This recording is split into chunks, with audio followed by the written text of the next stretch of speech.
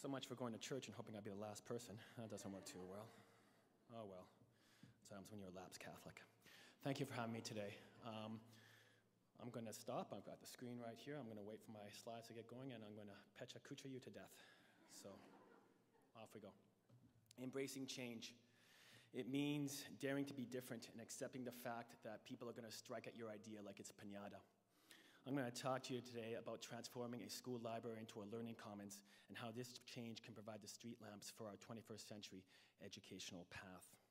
Now, change, moving from the known to the unknown, is always a scary proposition. How do we ask people to come along and embrace change when really all we have to offer is the hope of a possibility? Well, in terms of libraries, we show them what could be if we stay in the past, and then what can be if we transform our space, our focus, and our intent. So what kind of transformation are we talking about? We're talking about moving from teacher-directed to process and active learning, from simple information assignments to complex knowledge construction, from four-wall learning to networked and global learning, from working in isolation to working in collaboration. Great, but why? Why are we doing this? Well, I'll give you the example of my daughter. If she ever comes up, there she is, Lauren. Great athlete, maybe even a better student. Highest GPA in her grade, straight A students. She still has a vendetta on her grade 5 French teacher who gave her a B. Now, we look at her, she's a great student. My question to her is she a great thinker? Can she access a variety of sources and synthesize them and stretch them out in new and unexpected directions? Can she pursue inquiry-based learning and confidently invite others along within her discourse? Is she discovering what it is that engages her intellectually? And most importantly, and this is the question I ask, is her school library answering these questions for her? Because you see, Lauren's going to be more informed and better connected to anyone in the world than we ever will be. She's going to be asked to blend herself in a world that is both physical and virtual. And she's going to be expected to access and organize more information than any of her predecessors before her. But the question is she going to be ready for this level of information and interconnectivity? The fact that she's going to have access to more information and people does not mean that she will be living the dream. Will she know how to organize it? Will she know how to make sense of it? And most importantly, if she wants to be a good thinker, is she going to find meaning within it?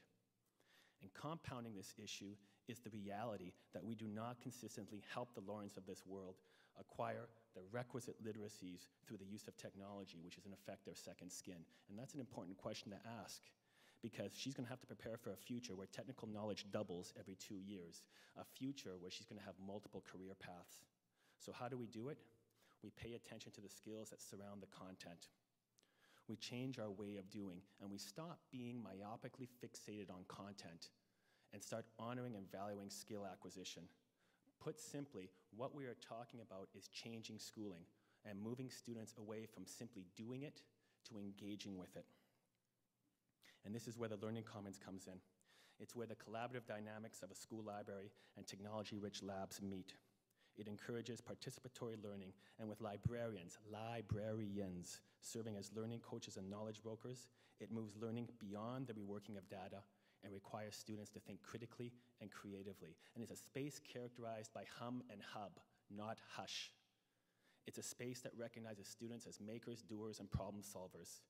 And it's a space where both adults and kids frame problems, generate ideas, refine solutions, collaborate with experts locally and globally, and share results. So compare this traditional story. Student wakes up hungry, stumbling to school, worried about the science lesson in the library. Man, I'm going to fail. I haven't memorized the vocabulary. I can't remember the habitat of a coyote. I'm skipping out. Student gets a 0 on the test, disengaged from school, couldn't care less about the coyote. You get the point. Student waking up, going to John Oliver Learning Commons, wakes up, stumbling to school, worried about disappointing the teacher. Isn't today's lesson about habitat? Gets off the bus, blurry-eyed, sees a skinny dog in the cemetery, takes out the iPod, chases it, films it. Whoa, it's a coyote. Follows the coyote into the den, films the pups ripping away a neighborhood cat. Takes the iPod and runs back inside, throws his active voice into the chaos it is the Learning Commons, takes his classmates over with him, plugs in the iPod to a screen, and there it is. Forget YouTube, we're talking real life, real time. Now you have engagement, now you have a discussion, now you have extension of meaning. Both of these students are late. Only one is does well. Why? Because of the habitat of the learning commons. It's an idea factory where people can be comfortable sharing their ideas.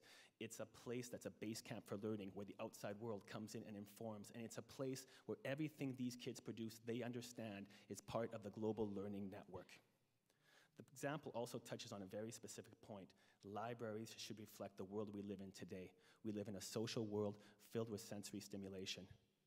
The Learning Commons shows kids that learning is social, but it also helps them manage the sensory stimulation so their learning doesn't become a series of goal displacements. You see, what the Learning Commons does really well is it reframes social networking as academic networking. And what it does even better is it takes the promise and turns it into practice, and that is that the acquisition of knowledge is now an open, transparent, non-hierarchical, interactive, and real-time process. The Learning Commons is the starting point. It's the nerve center of all learning in a school. It's the place where we stop collecting the dots and we start connecting the dots through cross-curricular partnerships that boost critical thinking, problem-solving, decision-making, and communicating abilities.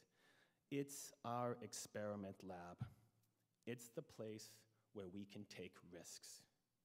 And most importantly, it's the place where educational research can be played with and developed into programs that not only impact students, but also provides a roadmap for teachers. This is what innovation looks like in our Learning Commons. This is how it engages students in our Learning Commons, and this is how you can incorporate facets of it in your classroom. Why transform libraries? Because of three things. One, it sets the stage for good things to happen in education. Two, it reshapes our system to a new normal. And three, it provides real hope and a concrete possibility for each of our respective Laurens. Thank you.